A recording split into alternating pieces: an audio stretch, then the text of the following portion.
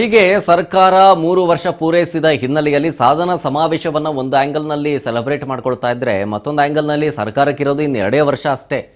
CM ಸರ್ಕಾರಕ್ಕೆ ಇನ್ನೆರಡೇ 2 ವರ್ಷ ಅಷ್ಟೇ ಬಾಕಿ ಉಳ್ಕೊಂಡಿರೋದು. ನಮ್ಮ ಸಮಸ್ಯೆಯನ್ನು ಪರಿಹರಿಸಿ ಅಂತ ಸಾರಿಗೆ ನೌಕರರು ಆಕ್ರೋಶವನ್ನು ಹೊರಹಾಕ್ತಾ ಇದ್ದಾರೆ.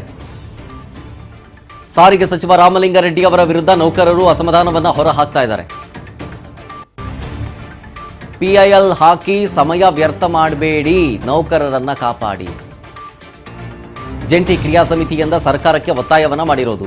ವೇತನ ಹೆಚ್ಚಳ ಕೇಳಿದ ನೌಕರರ ವಿರುದ್ಧ ಸರ್ಕಾರ ಕುತಂತ್ರ ಮಾಡ್ತಿದೆ ಅನ್ನೋ ಆರೋಪ ಮಾಡ್ತಾ ಇದ್ದಾರೆ. 25% ವೇತನವನ್ನ ಹೆಚ್ಚಳ ಕೇಳಿದ್ರೆ 12.5% ಅಂತ ಹೇಳ್ತಿದ್ದೀರಿ ಅಂತ ಕಿಡಿಕಾರ್ತಾ ಇರೋದು. 4,40,000 ಕೋಟಿ ಬಜೆಟ್ ಇರೋ ಸರ್ಕಾರ ಇದು.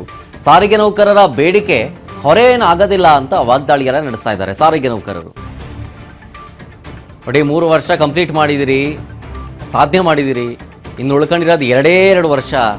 ಅಟ್ಲೀಸ್ಟ್ ಇನ್ನು 2 ವರ್ಷದೊಳಗಡೆ ಏನಾದರೂ ಒಂದು ಮಾಡ್ಕಡಿ, ಈಗಲೇ ಏನಾದರೂ ನಮ್ಮ ಸಮಸ್ಯೆ ಬಗೆಹರಿಸ್ಬಿಡಿ. ನೀವು ಟೈಮ್ ತಗೊಂಡು ಮತ್ತೆ 2028ಕ್ಕೆ ಮತ್ತಿನ್ಯಾರದ್ದು ಸರ್ಕಾರ ಬರುತ್ತೋ ಗೊತ್ತಿಲ್ಲ, ಮತ್ತು ಅಲ್ಲೂ ಕೂಡ ಡ್ರ್ಯಾಗ್ ಆಗಿ ಈ ಸಮಸ್ಯೆಯಾಗೇ ಉಳ್ಕೊಳ್ಳುತ್ತೆ, ಇದಕ್ಕೆ ಪರಿಹಾರ ಸಿಗೋದಿಲ್ಲ. ಹಾಗಾಗಿ ಈ ಕೂಡಲೇ ನಮ್ಮ ಬೇಡಿಕೆಯನ್ನು ಈಡೇರಿಸಬೇಕು ಅಂತ ಹೇಳಿ ರಾಮಲಿಂಗಾರೆಡ್ಡಿ ಅವರ ವಿರುದ್ಧ ಆಕ್ರೋಶವನ್ನ ಹೊರಹಾಕ್ತಾ ಇರೋದನ್ನು ಗಮನಿಸ್ತಾ ಇದ್ದೀರಿ.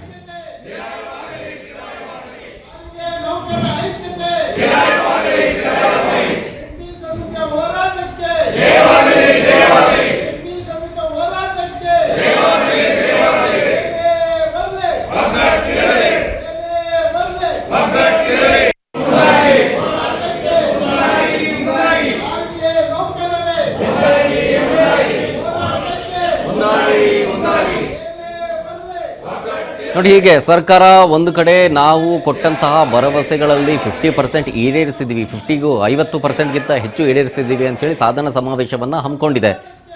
ಮತ್ತೊಂದು ಕಡೆ ಸಾರಿಗೆ ನೌಕರರು ಈಗಲೂ ಕೂಡ ತಮ್ಮ ಬೇಡಿಕೆಯನ್ನು ಈಡೇರಿಸಬೇಕು, ಈಡೇರಿಸಲಿಲ್ಲ ಅಂತಂದರೆ ಉಗ್ರ ಹೋರಾಟ ಮಾಡಬೇಕಾಗುತ್ತೆ ಮುಂದಿನ ದಿನಗಳಲ್ಲಿ ಅನ್ನೋ ಎಚ್ಚರಿಕೆ. ಸಿದ್ದರಾಮಯ್ಯನವರ ಸರ್ಕಾರ ಜೊತೆಗೆ ಸಾರಿಗೆ ಸಚಿವ ರಾಮಲಿಂಗಾರೆಡ್ಡಿ ಅವರ ವಿರುದ್ಧ ವಾಗ್ದಾಳಿಯನ್ನು ನಡೆಸಿದ್ದಾರೆ.